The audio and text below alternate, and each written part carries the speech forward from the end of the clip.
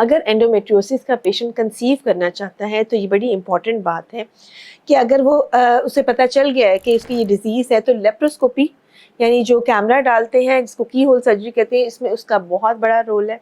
इसमें सबसे इम्पॉर्टेंट तो ये होता है कि जो भी चॉकलेट सिस्ट हैं उनको टाइमली रिमूव कर दिया जाए, जितनी भी एडहेजन्स प्रेजेंट है उसको ब्रेक कर दिया जाए और ट्यूब्स को चेक कर लिया जाए कि ट्यूब्स नॉर्मल हैं या नहीं है।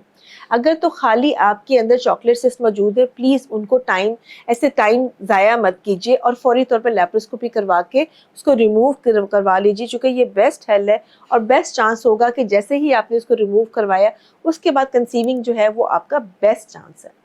ठीक है, अगर आप उसमें डिले करते हैं तो ये दोबारा बन जाते हैं। इनका मसला ये है कि इसकी रिकरेंस रेट काफ़ी हाई है।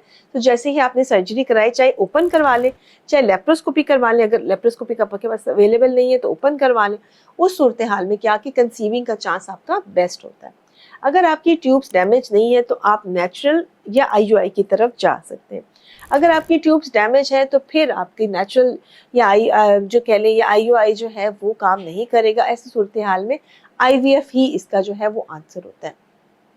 आईवीएफ करवाने में भी देर मत कीजिए, क्योंकि एंडोमेट्रियोसिस किसी बीमारी है जो कि आपके ऑर्गन्स को अल्टीमेटली तबाह कर देती है। सो अगर एंडोमेट्रियोसिस डायग्नोस हो गया है और ट्यूब्स डैमेज है तो जल्दी आईवीएफ की तरफ चले जाएं। वरना क्या है कि ऐसे पेशेंट्स में, एंडोमेट्रियोसिस के पेशेंट में, चूँकि यूट्रस को भी ये डैमेज कर रही होती है, आईवीएफ की रेट भी जो है वो आहिस्ता आहिस्ता कम होना शुरू हो जाती है।